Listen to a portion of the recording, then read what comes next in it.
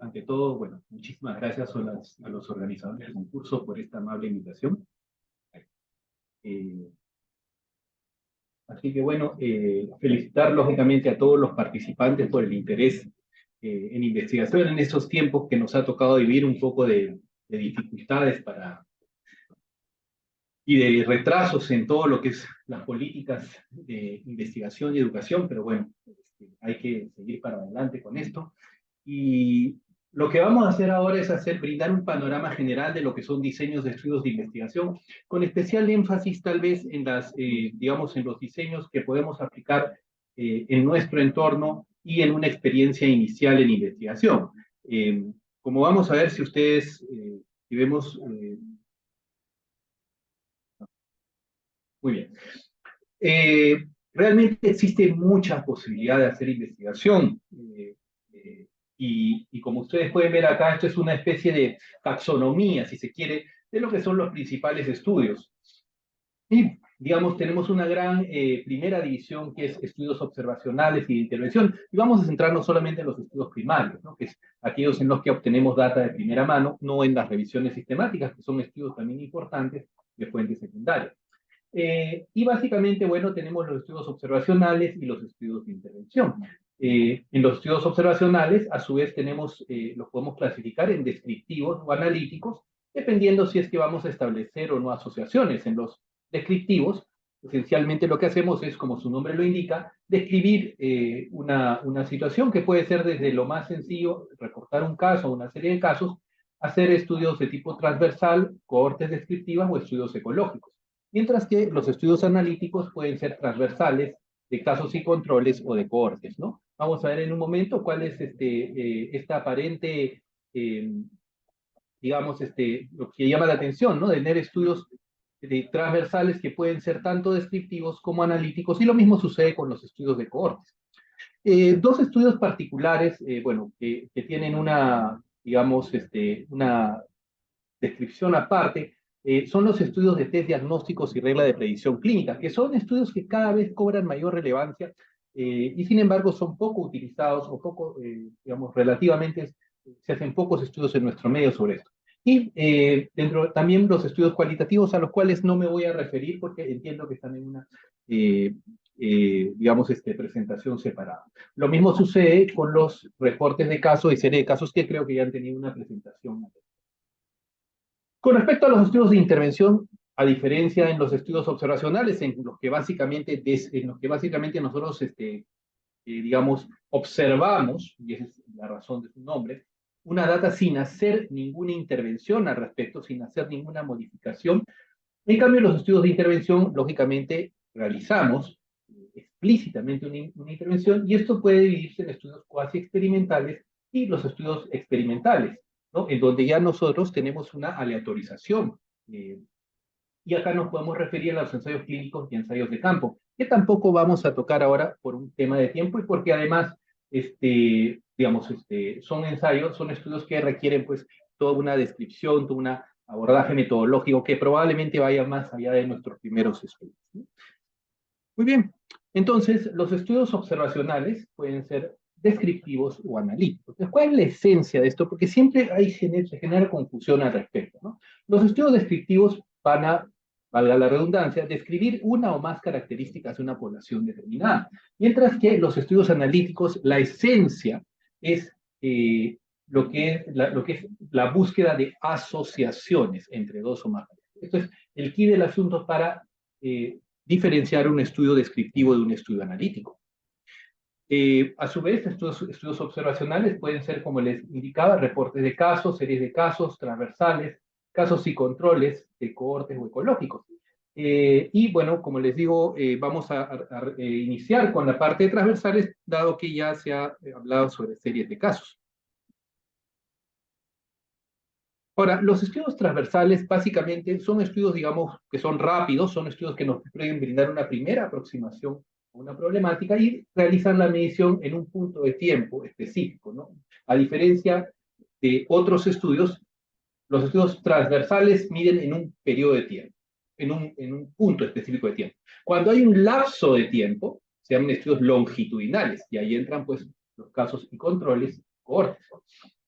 Los estudios transversales pueden ser descriptivos, en donde describimos una situación, describimos la prevalencia de una condición, por ejemplo, o de una sintomatología, o de cualquier variable de nuestro interés, o pueden ser analíticos, cuando empezamos a relacionar variables. Es decir, contrariamente a lo que todavía, bueno, hay algunos textos todavía, si ustedes leen textos antiguos, mencionan que los estudios transversales o de prevalencia son descriptivos puramente. Sin embargo, los estudios transversales también pueden y suelen además tener un componente analítico, ¿no? Son útiles para evaluar la prevalencia de cualquier condición determinada. Las medidas de asociación que van a utilizar van a encontrar clásicamente el odds ratio. Sin embargo, en los últimos años ya cada vez más se utilizan las razones de prevalencia como medidas de asociación, y lo van a ver mucho en las últimas publicaciones, ¿no?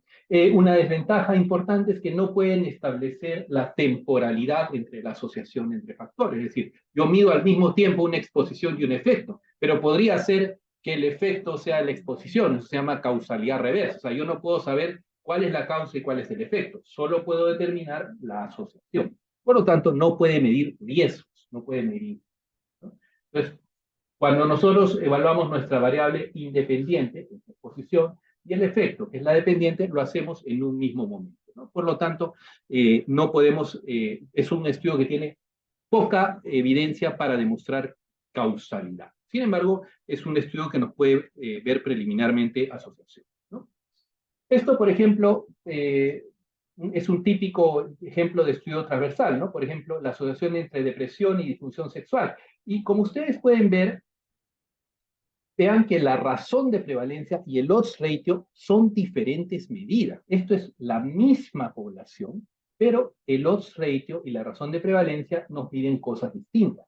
La razón de prevalencia compara la prevalencia digamos, de la consecuencia, del efecto, en aquellos expuestos, en este caso a depresión, comparado con la prevalencia en aquellos no expuestos. Entonces, por ejemplo, miren, acá nosotros podríamos concluir que los pacientes deprimidos tienen el doble de disfunción sexual. En cambio, el odds ratio es otra medida de asociación completamente distinta y muchas veces se interpreta como lo mismo. Entonces, la razón de prevalencia, nosotros podemos decir que los deprimidos tienen el doble de disfunción sexual, pero no podemos decir que tienen 5 veces, como erróneamente muchas veces se hace cuando se basa la medida en odds ratio. Entonces, el odds ratio tiene una interpretación un poco más compleja, que es básicamente comparar el odds de disfunción sexual. Y el odds es, por ejemplo, el odds de disfunción sexual entre los deprimidos es 70 a 30, ¿no? Que es diferente de la probabilidad. Entonces, no voy a entrar en detalles estadísticos, después si quieren lo podemos conversar, pero esencialmente lo más importante que recuerden es que el mismo estudio puede arrojar razones de prevalencia u odds rate. Y los odds ratio tienden a inflar las asociaciones, particularmente cuando son en condiciones frecuentes. Así que hay que tener cuidado al momento de hacer estas interpretaciones. Muy bien. Los otros estudios que vamos a ver son los estudios de casos y controles, que ya tienen la fortaleza de que ya tienen un componente longitudinal, es decir, ya hay un tiempo entre la exposición y el efecto, y por lo tanto nos brindan mayor evidencia de causalidad. Y básicamente evaluamos la presencia de una o más exposiciones en pacientes con y sin la enfermedad. Los pacientes con la enfermedad se denominan casos, los pacientes que no tienen la enfermedad se denominan controles.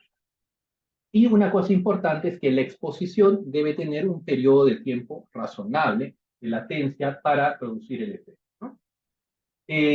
Los controles, o sea, elegir a los controles, es decir, elegir a los que no están enfermos, es, digamos, la cosa más compleja de estos estudios, ¿no? Y estos controles deben ser representativos de la población que da origen a los casos.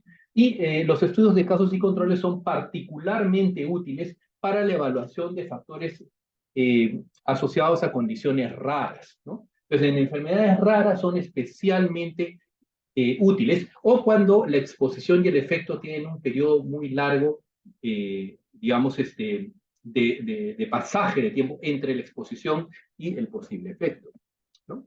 Por ejemplo, este es digamos, un ejemplo clásico de estudio de casos y controles, es cáncer de pene. Cáncer de pene es una condición extremadamente infrecuente. Entonces, nosotros queremos ver si la circuncisión tiene algún impacto en la presencia o no, ¿no? Entonces, vean ustedes que lo que hacemos es elegir pacientes con cáncer de pene, pacientes que no tienen cáncer de pene.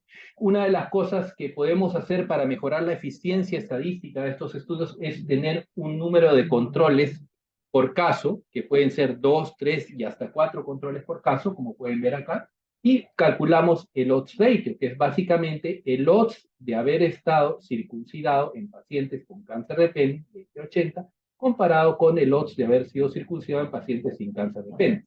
Y ustedes ven que sale 0.375. O sea, y la interpretación de esto es que básicamente los pacientes con cáncer de pene tienen un menor odds de haber sido circuncidados, lo cual es consistente con la posibilidad de que la circuncisión tenga un efecto protector sobre eso, ¿no?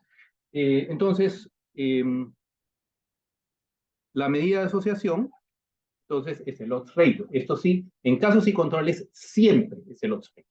A diferencia de estudios transversales que podemos utilizar razones de prevalencia u odds ratios, dependiendo de la circunstancia, en casos y controles, la medida de asociación siempre será el odds ratio, ¿no? El odds ratio 1 significa que no existe asociación, ¿no? Mientras que un odds ratio menor que 1 significa que el factor se asocia a una menor chance del evento. Vean que no ponemos probabilidad, porque la probabilidad, estos estudios no permiten medir probabilidad, pero el odds es un aproximado más o menos razonable, ¿no? Sobre todo si la enfermedad es infrecuente.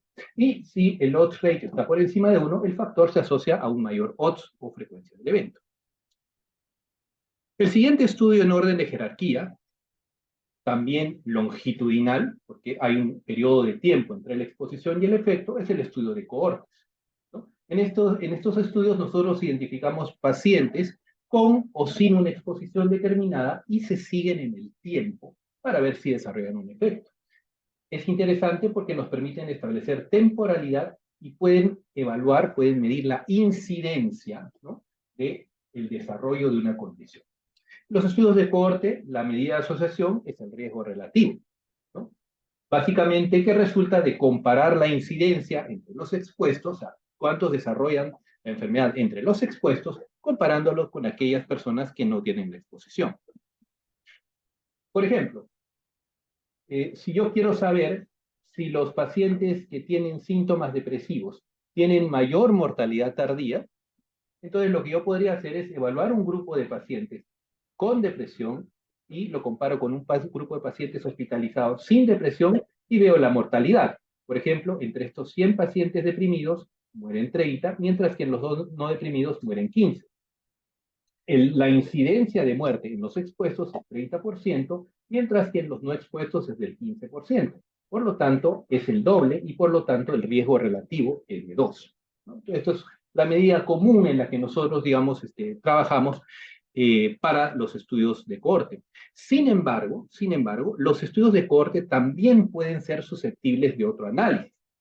De repente no me interesa solamente digamos, el hecho de que el paciente fallezca o no, sino digamos, el tiempo hasta que el paciente fallece, ¿no? O sea, por ejemplo, en cáncer es bastante común, ¿no? De repente la mortalidad a 5 años es casi 100%, es igual, pero no es lo mismo vivir 3 meses que vivir 3 años, ¿no? Entonces, cuando yo quiero evaluar el tiempo hasta el desarrollo de un evento, en este caso muerte, utilizamos típicamente el análisis de sobrevida o análisis de supervivencia, que básicamente lo que hace es graficar la función de supervivencia a lo largo del tiempo en pacientes con una determinada condición, ¿no? Cuando queremos hacer el análisis estadístico, van a ver ustedes que se utiliza típicamente la regresión de Cox. No es el único método, pero es el más usado, ¿no? Y ahí lo que vamos a obtener cuando hagamos análisis de sobrevida es riesgos relativos.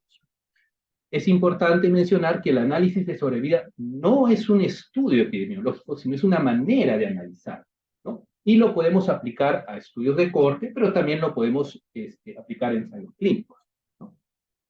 Muy bien. Acá, por ejemplo, bueno, esto es un estudio de cohorte, por ejemplo, donde se ha analizado utilizando las técnicas de análisis de sobrevida, básicamente en pacientes con mutaciones determinadas, por ejemplo, en pacientes con cáncer de pulmón, analizar, por ejemplo, si los adenocarcinomas tienen un comportamiento distinto que los otros tipos histológicos. Vean ustedes que al final la mayoría de pacientes pues, va a fallecer. Entonces, si comparamos mortalidad acá con estos, a este momento, todos mueren, ¿no? Sin embargo, podemos ver que el tiempo hasta que mueren es distinto en los dos grupos, ¿no? Y eso es un poco el key del asunto en análisis sobre vida. Cuando nos interesa tiempo hasta que se desarrolle un evento. Entonces, en resumen, podemos decir que en los estudios transversales podemos evaluar al mismo tiempo la exposición y el efecto. Y acá, la verdad, siempre podemos demostrar una asociación, pero no podemos saber quién fue primero, el huevo o la gallina, y a veces tenemos ese problema. Eso se llama causalidad reversa. Lo que nosotros creíamos que era el efecto resulta siendo la causa, ¿no? Mientras que en los estudios longitudinales sí hay un intervalo de tiempo y podemos, digamos, tener más evidencia de causalidad. En los estudios de casos y controles partimos del efecto de la enfermedad y retrocedemos buscando posibles exposiciones. Mientras que en los estudios de cohortes partimos de una exposición determinada y vemos hacia adelante a ver si el paciente desarrolla un efecto determinado. Los estudios ecológicos también tienen ahora cada vez, como hay mayores bases de datos a nivel mundial y tenemos mucha data de diferentes países, de diferentes regiones, están poniendo, digamos, tienen cierta, están apareciendo, son estudios interesantes para evaluar asociaciones a nivel de grupos poblacionales, por ejemplo, ¿no? Podemos evaluar el Producto Bruto Interno con los niveles de nutrición o de carga de enfermedad, prevalencia de hipertensión con ingreso promedio de acuerdo a distritos, a países, ¿no? Sin embargo, el gran problema que tienen estos estudios es que la asociación a nivel colectivo, porque básicamente lo que hacemos es asociaciones a nivel colectivo de países, de provincias, no es la misma que a nivel individual, ¿no? Por el ejemplo clásico de esto que se denomina falacia ecológica es el siguiente. Si ustedes ven acá el consumo de alcohol con la mortalidad, van a ver pues que Perú tiene no tanto consumo de alcohol, pero una alta mortalidad, Argentina un poco menos, bueno, ahora seguramente eso ha cambiado, Francia, más consumo de alcohol, menos mortalidad, e Italia, más consumo de alcohol y menos mortalidad. Entonces, lo que nosotros, digamos, tendríamos que concluir a partir de esto es que a mayor consumo de alcohol te mueres menos, ¿no? Y eso es lo que se denomina justamente una falacia ecológica, porque hay una serie de confusores, por ejemplo, la dieta mediterránea, el consumo de vino, etcétera. Y lo que ocurre es que si ustedes analizan en cada país, lo que van a ocurrir es que a mayor alcoholismo, mayor mortalidad. Entonces, la asociación colectiva no puede ser extrapolada a nivel individual. Entonces hay que tener siempre mucho cuidado con los estudios ecológicos cuando ustedes vean. Bien, los estudios observacionales, sin embargo, son estudios extraordinariamente susceptibles a sesgos. Por eso es la razón que se hacen los ensayos clínicos. Entonces, hay una serie de sesgos y tal vez los más importantes sean el sesgo de selección, es decir, cuando los incluidos y los no incluidos son diferentes. Por ejemplo, hacemos un estudio en COVID y lo hacemos en pacientes hospitalizados, pero los pacientes hospitalizados por COVID son completamente distintos al paciente con COVID que está en la población general, ¿no?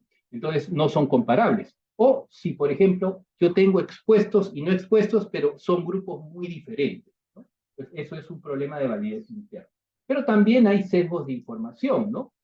Por ejemplo, los típicos sesgos de recuerdo, un estudio de casos y controles. Si ustedes entrevistan a un paciente con cáncer y un paciente sin cáncer, el paciente con cáncer se va a acordar, pero así, o sea, le da como dicen los presos la pensadora, ¿no? Entonces, se acuerda de todo lo que le ha ocurrido. El paciente que no tiene cáncer, bueno, tiene un sesgo, una memoria más limitada, ¿no? O, por ejemplo, el sesgo de deseabilidad social, cuando ustedes le preguntan a un paciente, oye, ¿tienes esto? Y el paciente, pues, para gratificar al médico o al encuestador, dice, sí, sí, doctor. Muy bien, entonces, estos son sesgos. Los sesgos, ojo, son desviaciones sistemáticas de la realidad y todavía hay cierta controversia en si la confusión, que es otro fenómeno, es un sesgo o no. Hay opiniones encontradas, la mayoría dice que no, pero básicamente, independientemente de la controversia, es que la confusión es el hallazgo de una asociación inexistente debido a otros factores relacionados a la exposición y al efecto y que puede escapar al control del investigador. El ejemplo clásico de confusión es la asociación entre consumo de café e infarto de miocardio, ¿no?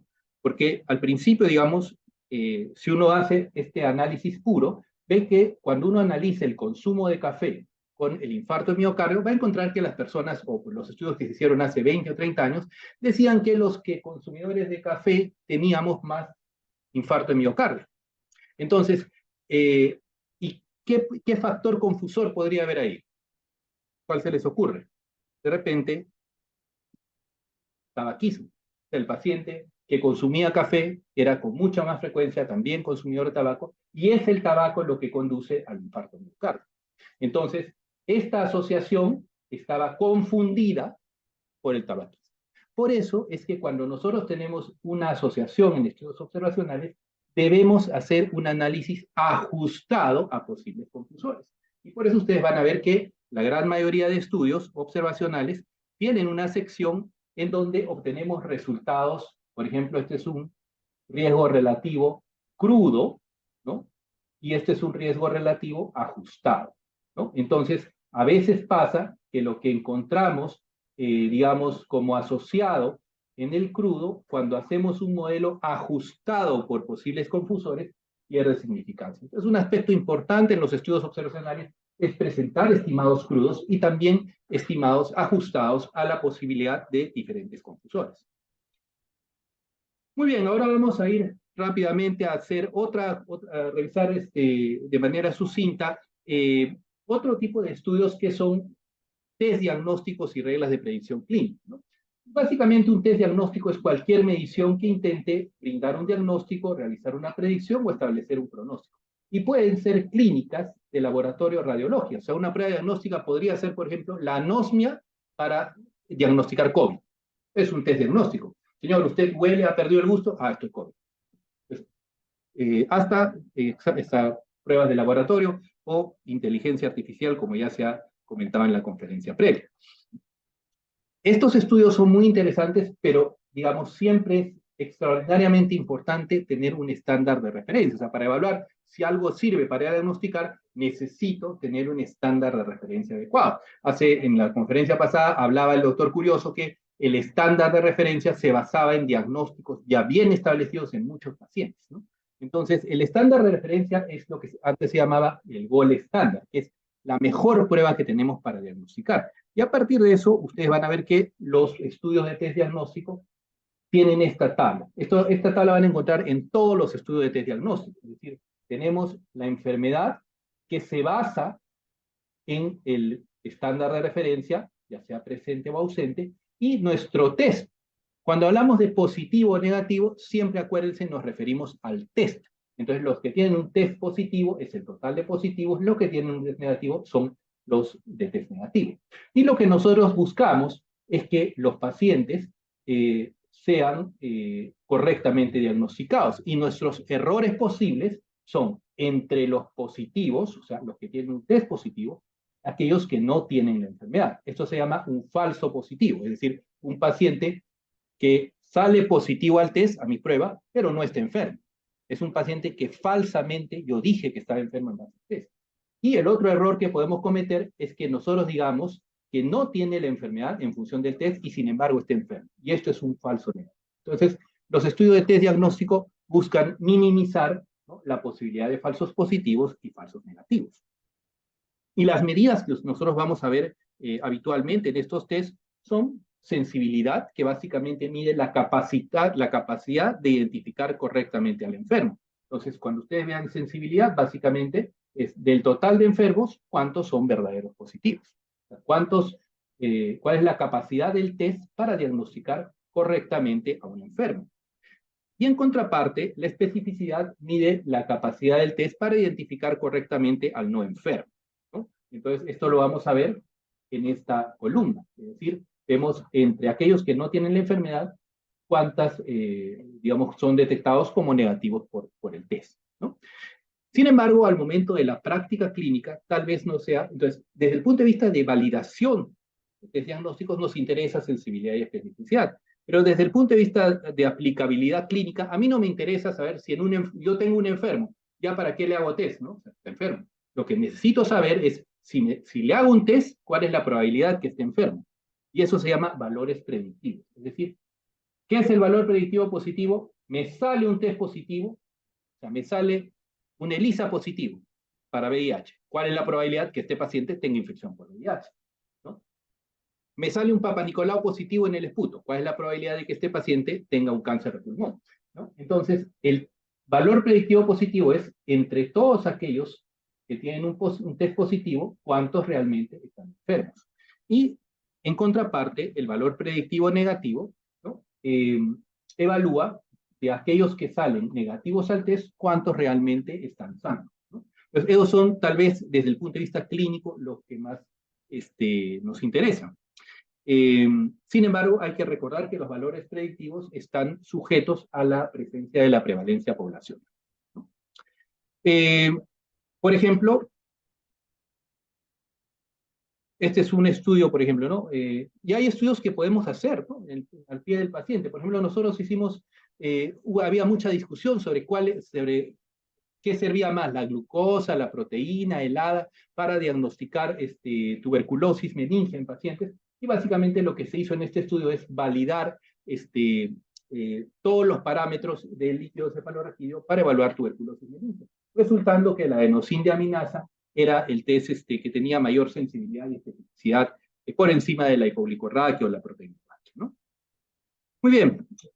Estrechamente relacionado a evaluación de test diagnóstico están las reglas de predicción clínica, que básicamente son herramientas para la toma de decisiones que incluye 3 o más variables a partir de la historia clínica, examen físico o pruebas diagnósticas simples.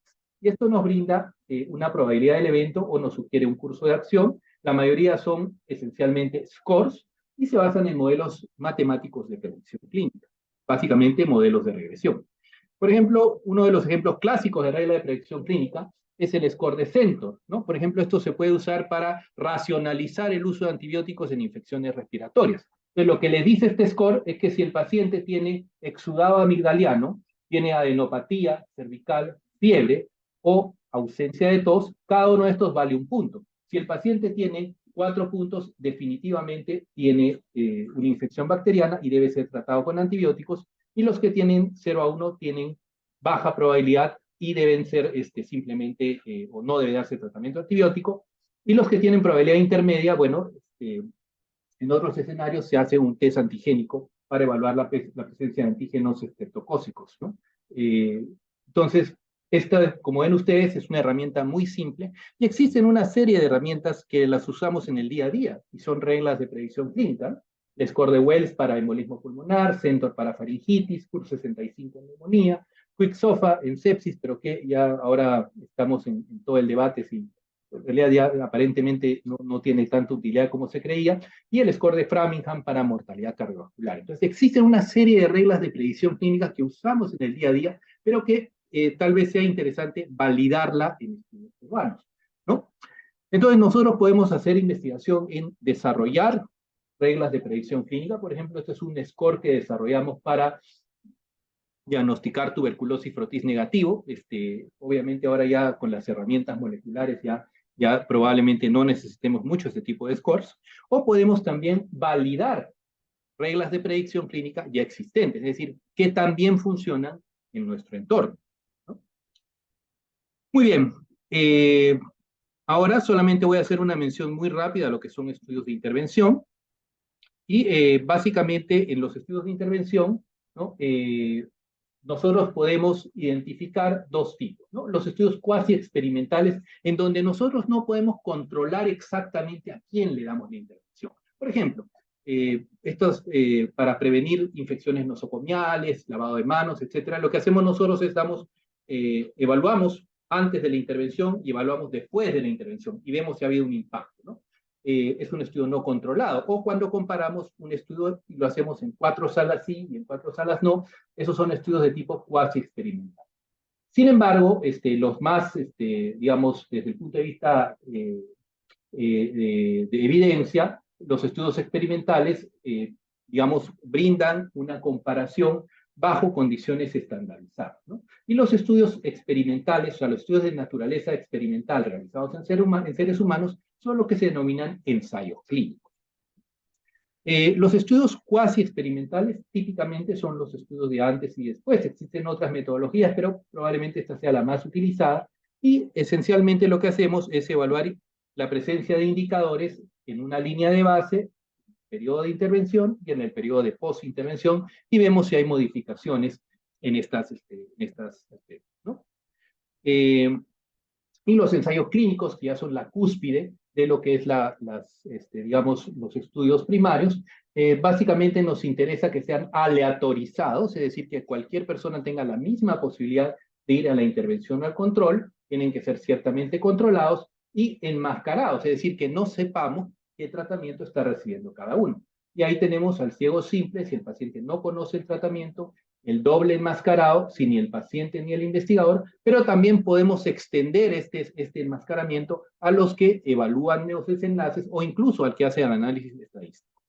De modo tal que básicamente constan de reclutar participantes, verificar sus criterios de inclusión, aleatorizarlos a la intervención o control de manera enmascarada, de modo tal que no pueda distinguir si está recibiendo la intervención o control, y analizar comparando los resultados, los desenlaces en ambos grupos, ¿no? Así que bueno, esto es, digamos, una visión a vuelo de pájaro. Ciertamente esto puede ser una maestría de 5 años, o sea, pueden demorarse 2 años, 5 años en trabajar a fondo esto, pero la idea es tener una visión general. Y quiero terminar mostrando algunas cosas que sí yo creo que también es bien importante que se lleven cuando hagan un estudio. Es muy importante que vean las listas de verificación de reportes, o sea, que nosotros estemos reportando adecuadamente. Así, los estudios observacionales, existe la iniciativa STROP, y entonces eso nos dice todos los puntos que nosotros debemos cumplir, nuestra lista de chequeo, para verificar que el reporte de un estudio sea adecuado. Un estudio mal reportado no tiene ninguna posibilidad de ser aceptado en una revista indizada, así que todas las revistas indizadas verifican que sus estudios observacionales chequeen la declaración STROP, que los estudios de validación de técnicas diagnósticas estén acordes a la guía START, que esto es para diagnósticos. Para reglas de predicción clínica tenemos el TRIPE. Y bueno, finalmente, pues para ensayos clínicos tenemos el CONSORT, ¿no? Así que bueno, básicamente lo que hemos tratado de mencionar es hacer una breve panorama de lo que es esta famosa pirámide de evidencia, donde hemos ido sucesivamente revisando los estudios transversales, casos y controles, cohortes y ensayos clínicos aleatorizados. Acá nos quedamos en estudios primarios. Los estudios de fuente secundaria son las revisiones sistemáticas que no las hemos tocado hoy, ¿no? Y solamente quiero terminar mencionándoles que esta pirámide en realidad ha sufrido una distorsión, porque en realidad esto es una medida un poco estricta, un poco parametrada, y ciertamente existen estudios de cohortes que no están tan bien diseñados, y entonces tal vez un buen casos y controles sea mejor que una cohorte mal diseñada, ¿no? Entonces hay esta ondulación indicándonos que no solamente hay que ver el estudio, sino además cuán bien realizado está el estudio. Y las revisiones sistemáticas que eran antes solo para ensayos clínicos, ahora tenemos revisiones sistemáticas de estudios observacionales. Entonces, un buen ensayo clínico es mejor que una revisión sistemática de un estudio de estudios observacionales. Por lo tanto, las revisiones sistemáticas se han desprendido de la pirámide y ahora básicamente son una lupa a través de la cual podemos evaluar estudios clínicos randomizados, estudios de cohortes, casos y controles o incluso series de casos. Muy bien, bueno, eso es lo que quería compartir con ustedes. Muchas gracias por su atención.